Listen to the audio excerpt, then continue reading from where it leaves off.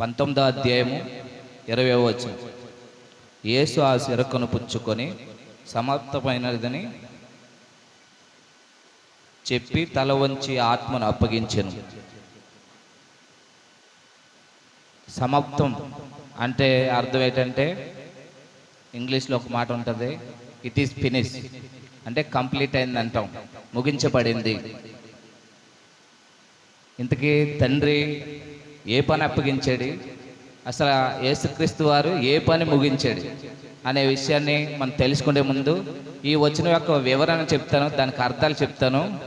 యేసు అంటే రక్షకుడు, చిరక. చిరక అంటే మీకు అర్థం తెలుసా అమ్మా? వింటున్నారా? చిరక అంటే అర్థం, చేదు చిరక అని అంటారు, కానీ చిరక అంటే అర్థం ఏంటి? చిరక అంటే పులిసిపోయిన ద్రాక్షారసం అన్నమాట.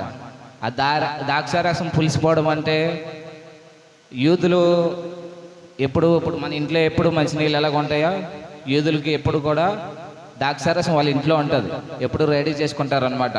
కానీ ఈ ద్రాక్షారసం చాలా నెలలు అది నిల్వ చేస్తే అదేమైపోతుందంటే, దాంట్లో ఉన్న ఆ గాఢత ఎక్కువ దిగిపోయి అది చేదుగా మారిపోద్ది అనమాట. అందుకే దాన్ని చిరక అంటారు. చిరక అంటే పులిసిపోయిన ద్రాక్షారసము. ఓకేనా? 3వ విషయం సమాప్తమైనది, ముగించుట. 4వది తల వంచి తగ్గించుకొని, తన్ను తాను తగ్గించుకున్నాడు అనమాట. ఆత్మ అంటే తన ప్రాణాన్ని విడిచిపెట్టడం. అప్పగించును అంటే ప్రాణాన్ని విడిచేస్తాడనమాట. ఇప్పుడు ఇందులో ఈ 6 విషయాల్లో నేను 3వ విషయాన్ని మీకు తెలియజేస్తాను. సమాప్తమైనది. తండ్రి తన కుమారునికి ఇచ్చిన పని సంపూర్ణంగా జరిగించితే సమాప్తమైనదని చెప్పడం అన్నమాట. ఇప్పుడు ఎగ్జాంపుల్ చెప్తాను, ఉదాహరణ. ఒక యజమానుడు దాసునికి ఒక నాణ్యాన్ని ఇస్తాడు. అంటే నా స్టోరీ అంతా చెప్పను, ఎందుకని సమయం ఎక్కువ తీసుకోకూడదు కదా. ఒక నాణ్యాన్ని ఇచ్చినప్పుడు ఆ వ్యక్తి ఏం చేస్తాడంటే, ఇత్తన చోటే నీవు కోయేవాడు కదా తండ్రి, అందుకని నేను దాన్ని పాతి పెట్టనని చెప్తాడు. అక్కడ ఆ ఇచ్చిన నాణ్యాన్ని ఉపయోగించుకోలేదనమాట. అంటే దాన్ని ఫలించేటట్టు చేయలేదు. ఎందుకంటే అందుకంటే ముందు కొందరు దాసులు ఉంటారు. ఆ దాసులు ఏం చేస్తారంటే, ఆయన 5 నాణ్యాలు ఇస్తే దాన్ని 10 నాణ్యాలు చేస్తారు, 3 నాణ్యాలు ఇస్తే 6 నాణ్యాలు చేస్తారు. ఇలా ఇచ్చిన దానికంటే రెట్టింపు చేస్తారనమాట. అంటే దేవుడు తన యజమానుడు చెప్పిన పని దాసుడు ఏం చేస్తాడంటే కంప్లీట్ చేస్తారనమాట. కానీ ఈ దాసుని చూసుకుంటే ఆ పని కంప్లీట్ చేయలేదు. ఎందుకంటే దేవుడు మనకి కొన్ని పనులు చెప్పినప్పుడు మనం ఏం చేస్తామంటే ఆ పనిని కంప్లీట్ చేయలేమన్నమాట. కానీ తండ్రి యేసుక్రీస్తుకి ఇచ్చిన పని చాలా కష్టమైన పని అన్నమాట. ఆ పని కంప్లీట్ చేయాలంటే చాలా కష్టం. ఎందుకంటే ఒక నాణ్యాన్ని ఇచ్చి వ్యాపారం చేయమంటే ఒకవేళ చేస్తే వ్యాపారంలో అభివృద్ధి పొందొచ్చు, లేకపోతే నష్టపోవచ్చు. కానీ ఇన్ కేసు ఈ దాసుడు కనీసం ప్రయత్నం కూడా చేయలేదు.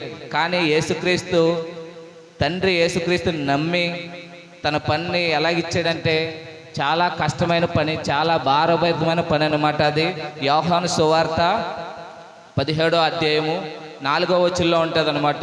నీవు చేయుటకు నాకు ఇచ్చిన పనిని సంపూర్ణంగా నెరవేర్చి తిని భూమి మీద నిన్ను మహిమపరిచి తిని అనమాట. దేవుడు ఏ పని ఇచ్చాడు? ఆ పని ఏంటి అని అంటే, ఏది కూడా ఆయన వదిలేదు. అందులో మొదటగా మనం చూసుకుంటే యేసుక్రీస్తు వారు ఆయన రాజ్య సంగతులను ప్రజలకు తెలియజేశాడు. ప్రతి ఒక్క విషయాన్ని కూడా తెలియజేశాడు. ఎక్కడ కూడా ఆయన చనిపోయినప్పుడు కూడా నేను ఇవి వదిలేశాను, లేకపోతే అన్కంప్లీట్ చేశాను, అయ్యో నేను ఈ విషయాలు నా శిశువులకు చెప్పలేకపోయానే అనేది మాత్రం ఏమీ లేదనమాట. ప్రతిదీ కూడా ఆయన ఏం చేశాడంటే సంపూర్ణం చేశాడు, సమాప్తం చేశాడు అనమాట. ఆయన రాజ్య సంగతులను గూర్చి సువార్త చెప్పడం, వాక్యాన్ని బోధించడము, ఇంకా పరిచయులు సద్దుకాయలు అనేక క్వశ్చన్లు అడిగినప్పుడు కూడా మనమైతే దానికి ఆ క్వశ్చన్లకి సమాధానం చెప్పలేము. కానీ యేసుక్రీస్తు వారు ప్రతి దానికి కూడా వాళ్ళు ఇచ్చిన చాలా కష్టమైన ప్రశ్నలకు కూడా సింపుల్గా సమాధానం చెప్పారు అన్నమాట. దేవునికి స్తోత్రం. అమ్మా కొనకూడదు, దేవునికి స్తోత్రం.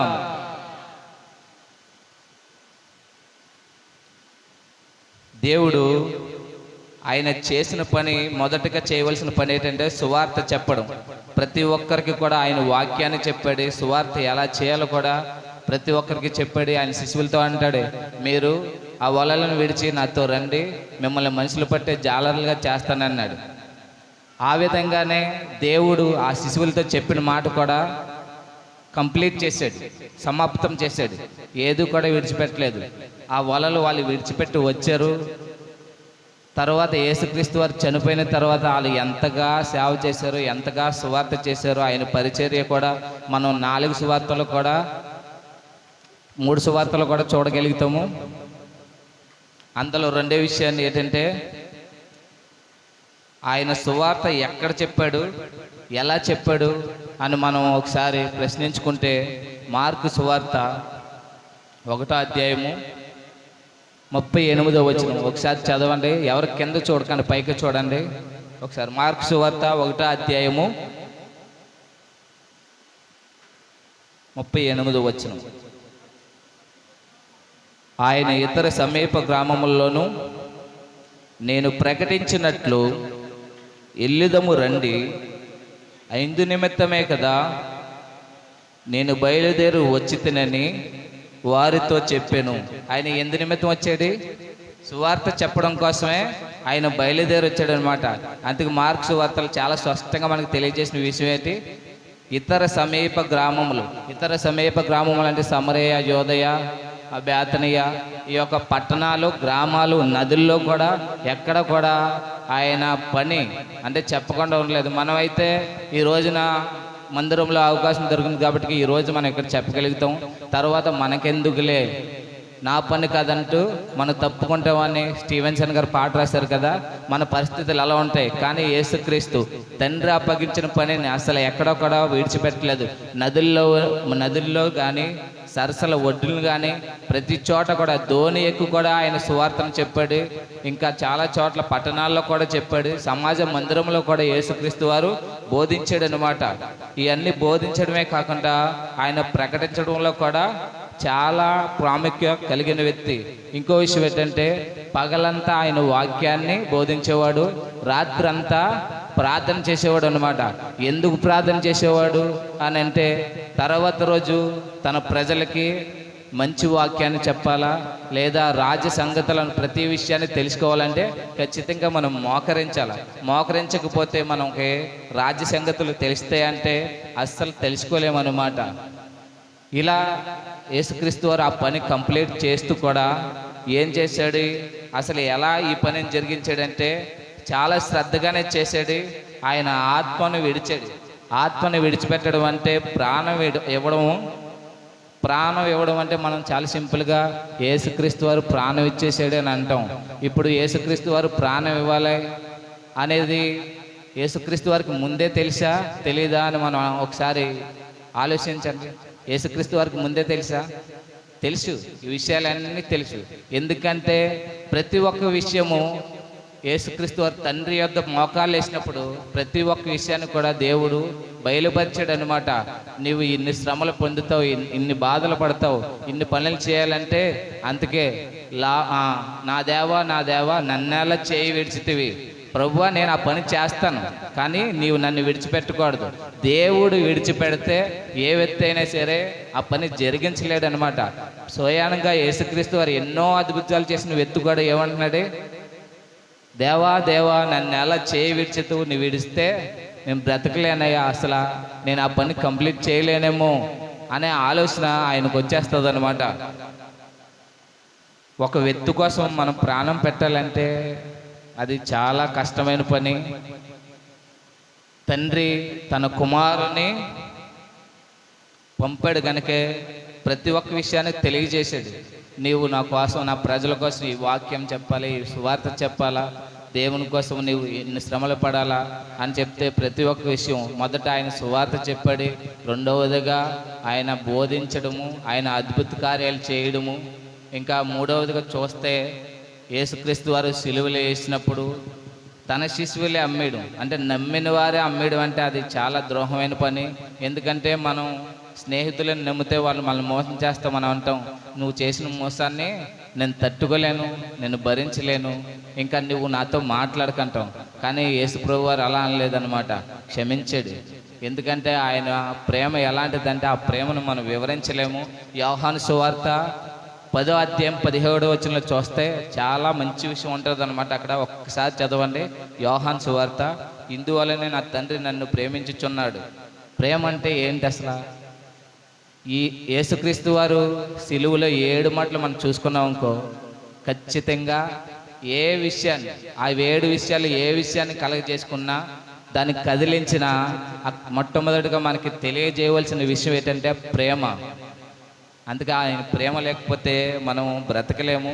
ఒకసారి యోహాను సువార్త 10వ అధ్యాయము 17వ వచనం ఒకసారి చదువుదాం.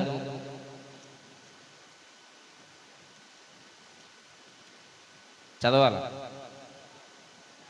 నేను దాన్ని మరలా తీసుకొనున్నట్లు నా ప్రాణము పెట్టుచున్నాను. ఇందువలనే నా తండ్రి నన్ను ప్రేమించుచున్నాడు. దేనికోసం? ఆయన ప్రాణం పెడితే తండ్రి ప్రేమిస్తాడు. ఒకవేళ ప్రాణం పెట్టకపోతే దేవుడు ప్రేమించడా అంటే అయినా ప్రేమిస్తాడు. కానీ ప్రాణం పెట్టాలంటే ఎఫెసీయులకు రాసిన పత్రికలో ఒక విషయం ఉంటుంది అన్నమాట. తన్ను తాను అర్పణముగాను బలిగాను అర్పించుకున్నాడు. అలా అర్పించుకుంటేనే ఈ రోజున మనం పరిశుద్ధులుగా ఉండగలుగుతాం. మనం దేవుని సముఖమందు దేవుని మందిరములో ప్రవేశించి మనం దేవుని ఆరాధించగలుగుతున్నాం. మనం పాత నిబంధన ప్రకారంగా చూసుకుంటే ప్రజలకి దేవుని ఆరాధించడానికి అంత స్వేచ్ఛత లేదు. ఎందుకంటే యాజకుడే ఆ బలిని పట్టుకెళ్ళి ఆవరణము, పరిశుద్ధత, అతి పరిశుద్ధ స్థలము, ఇలా 3 ప్లేస్లు ఉంటాయి. మనం ఎక్కడ ఆగిపోతాం అంటే ఆవరణంలోనే ఆగిపోతాం. ఇలా యేసుక్రీస్తు వారు ఒక ఉద్దేశం ఏంటంటే, తండ్రి యొక్క ఉద్దేశం ఏంటంటే శాశ్వత కాలమైన బలి ఇవ్వాలి. ఇప్పుడు మనం కోడెలను అర్పించి లేదా పావురాలను అర్పించి పొట్టేలను అర్పించామనుకో, అది శాశ్వత కాలం బలి కాదు. ఎందుకంటే అది అర్పించేస్తాం, మళ్ళీ యాజకుడి దగ్గరికి వెళ్ళి ఏం చేస్తాం, ఆ పాస్టర్ గారి దగ్గరికి వెళ్తాం. వెళ్ళి దైవజనుడిగా నేను ఈ పాపం చేశానని చెప్తే ఆ పాపానికి యొక్క దోషం పోవడానికి ఒక బలి ఇవ్వాలన్నమాట. ఆ విధంగా పాత నిబంధనలో చాలా విధానాలు మనకి ఇవ్వబడ్డాయి. కానీ ఇవన్నీ కాకుండా యేసుక్రీస్తు నా ప్రజలు నన్ను స్వయంగా ఆరాధించాలంటే పరిశుద్ధమైన ఒక వ్యక్తి అర్పణముగాను బలిగాను మన ప్రజల కోసం మరణించాలని ఆయన ఏం చేశాడంటే తన కుమారుని ఇచ్చేసాడనమాట. తండ్రి నన్ను పంపిన గనుక ఆ పని నేను చేయాల, సమాప్తమైనది, నేను కంప్లీట్ చేయాలి. దాన్ని కంప్లీట్ చేయకపోతే ఎలా ఉంటుందంటే ఆ యజమానుడు ఆ దాసునికి అప్పగించాడు కదా, అలా అన్కంప్లీట్గానే మిగిలిపోతుంది. అలా మనం ఎప్పుడు కూడా దేవుడిచ్చిన పనిని అన్కంప్లీట్గా చేయకూడదు. ఎందుకంటే సమయం కూడా ఎప్పుడు మనతో ఉండదు. సమయం తాను చేసుకుంటూ వెళ్ళిపోతుంది కనుక దేవునిచ్చిన పని అది చిన్న పని అయినా ప్రతి ఒక్కరికి ఒక పని దేవుడు ఖచ్చితంగా కలిగిస్తాడు. ఎందుకంటే ఒక వ్యక్తి భారమైన పని చేయగలుగుతాడు, ఒక వ్యక్తి సులువైన పని చేయగలుగుతాడు అనమాట. శిశువులు కూడా చూసుకుంటే చాలా భారమైన పనులే చేశారు. యేసుక్రీస్తు సిలువలో చనిపోయిన తర్వాత కూడా చాలా కష్టమైన పనులు చేశారు. ఇవన్నీ చేయడానికి కూడా కారణం ఏంటంటే ప్రేమ లేకపోతే మనం ఏమీ చేయలేమన్నమాట. దేవుడు కూడా తండ్రి తన కుమారుని పంపడానికి కారణం ఏంటంటే ప్రజల మీద ఉన్న అపురూపమైన ప్రేమ. అందుకే ఈ ఇర్మియా గ్రంథంలో ఉంటుంది కదా, శాశ్వతమైన ప్రేమతో నేను మిమ్మల్ని ప్రేమించుచున్నాను. ఎలాంటి ప్రేమ? శాశ్వతమైన, అంటే శాశ్వత కాలం ఉంటుంది ఆయన ప్రేమ. ఎప్పుడు కూడా ఆయన ప్రేమ తరిగిపోయేది కాదు. ఇంకా మనం చూసుకుంటే ఆయన యొక్క వాక్యంలో ఏముంటుందంటే నీ కోపము నిమిషం మాత్రమే ఉంటుంది అన్నమాట, నీ దయ ఆయుష్కాలం ఉంటుంది. ఆయన ప్రేమ అన్నమాట. ఆ ప్రేమ లేకపోతే మనం ఏమి చేయలేము. అందుకే ప్రేమ కోసం చాలామంది ప్రేమ విషయం చూసుకుంటే యోహాను సువార్త 15వ అధ్యాయంలో 13 వచనంలో ఉంటుంది అనమాట. ఒకడు తన స్నేహితుడి కోసం ప్రాణం పట్టగలడేమో, ఒకవేళ పెట్టొచ్చు, పెట్టలేకపోవచ్చు. వాడు అతిగా ప్రేమిస్తే వాడు కొరకు ప్రాణం పెట్టడానికి సిద్ధపడతాడు. అదే ప్రేమించలేకపోతే ఆ ప్రాణాన్ని పెట్టలేడు. ఇందులో కూడా మనకి స్వార్థం ఉన్నది. ఎందుకంటే ఒక వ్యక్తి ఆ వ్యక్తిని ప్రేమిస్తేనే ఆ ప్రాణం పెట్టగలుగుతాడు. రోమీయులు రాసిన పత్రికలో ఉంటుంది, 5వ అధ్యాయము 7వ వచనంలో ఉంటుంది. ఏమని ఉంటుంది తెలుసా? ఒకడు నీతిమంతుడైతే ఆడి కోసం ప్రాణం పెట్టడానికి తెగించవచ్చునమాట. ఏం చేస్తారు? ఒక వ్యక్తి నీతిమంతుడైతే ఆ వ్యక్తి కోసం ప్రాణం పెట్టడానికి తగ్గిస్తారనమాట. కానీ యేసుక్రీస్తు వారు మన కోసం ప్రాణం పెట్టడానికి మనం ఏం త్యాగం చేసాం? అసలు మనం ఏం పని చేసాం? మన దేవుని మందిరానికి రావడానికే మన జీవితం చాలా చెడిపోయి లోకంలో తిరిగి తాగి ఇంకా చేయవలసిన కార్యాలు చేసి అప్పుడు వస్తాం. అప్పుడు కూడా వచ్చిన 10 సంవత్సరాలు, 7 సంవత్సరాలు లేదా 8 సంవత్సరాలు, అప్పటికి కూడా ఇంకా బాప్తిస్మే తీసుకోం. ఇలా ఉంటాయన్నమాట మన పనులు. కానీ ఆయన ప్రేమ ఎలాంటిదంటే, నీ కోసం తన ప్రాణాన్ని ఇచ్చేసాడు. నువ్వు ఏమీ ఇవ్వలేదు ఆయన కోసం. కనీసం నీ పక్కన ఉన్నవాడు కూడా నువ్వు సువార్త చెప్పు. సువార్త అంటే బైబిల్ చేతిలో పట్టుకొని వెళ్ళిపోవడం కాదు. హెబ్రీయులకు రాసిన పత్రికలో ఉంటుందన్నమాట. నీ క్రియను పెట్టే నువ్వు ఏ పని చేస్తావు అనేది ఆ వ్యక్తి నిన్ను అనుసరిస్తాడు. నీ క్రియ బాగపోయిందనుకో, నువ్వు ఏ పని చేసినా అది వ్యర్థమే అన్నమాట. తండ్రి అంత ప్రేమను చూపించడానికి అసలు ఆయన సిలువలో మరణించడానికి కూడా మనం ఎందుకు పనికిరాము, ఎందుకు సరిపోమన్నమాట. ఎందుకంటే పరిశుద్ధుడు, ఆయన పరిశుద్ధమైన దేవుడు. ఆయన పుట్టుకు కూడా చాలా పరిశుద్ధమైనది. ఆయన పుట్టుకి మన పుట్టుకు చూసుకుంటే చాలా డిఫరెంట్ వస్తుంది. ఎందుకంటే మనం పాపంతో జన్మించిన వారు. మనం పాపంలోనే, దావీదు అంటాడు కదా, నా తల్లి నన్ను పాపంలోనే గర్భమున ధరించింది అని దావీదు చెప్తాడు. కానీ యేసుక్రీస్తు వారు చాలా పరిశుద్ధంగా, పరిశుద్ధాత్మ చేతే ఆయన జన్మించాడు. అలాంటి పరిశుద్ధుడు మన కోసం ప్రాణం పెట్టడం అంటే అది చాలా ఘోరమైన విషయం. చాలా ఇప్పుడు మనం ఏమి ఆశించలేము. మీకు ఒక సంఘటన చెప్తాను, ఇది రియల్గా జరిగింది. అందరూ పైకి చూడండి అమ్మా, ఒకసారి కింద కాదు పైకి చూడండి. ఇది రియల్గా జరిగింది. 2004లో ఒక విషయం జరిగిందనమాట. ఆ విషయం ఏంటంటే, ఆదిత్య కాలేజీలోని అబ్బాయి అమ్మాయి ప్రేమించుకున్నారనమాట. ప్రేమించుకుంటే తల్లిదండ్రులని ఒప్పించుకున్నారు. మేము ఒకరినొకరు ఇష్టపడుతున్నాం అని అబ్బాయి సైడ్ ఏమో వాళ్ళ తల్లిదండ్రులను ఒప్పించుకున్నారు, అమ్మాయి సైడు వాళ్ళ తల్లిదండ్రులు ఒప్పించుకున్నారు. తీరా వాళ్ళు ఒప్పుకున్నారు.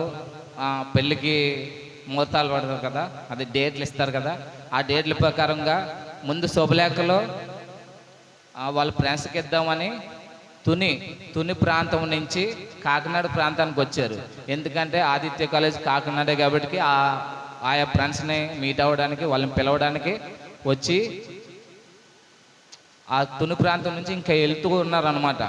దగ్గరికి లైట్ హౌస్ ప్రాంతం దాటిన తర్వాత వాళ్ళకి తను మెల్ల చున్నీ వేసుకుందనమాట. అంటే మన డ్రెస్సులు వేసుకునేటప్పుడు చున్నీలు ఉంటాయి కదా, వాళ్ళు వెళ్తుండగా ఆ చున్నీ బండి చైన్లో పడిపోయి ఆ అమ్మాయి అక్కడ కింద వెనకాడని పడిపోయింది అనమాట.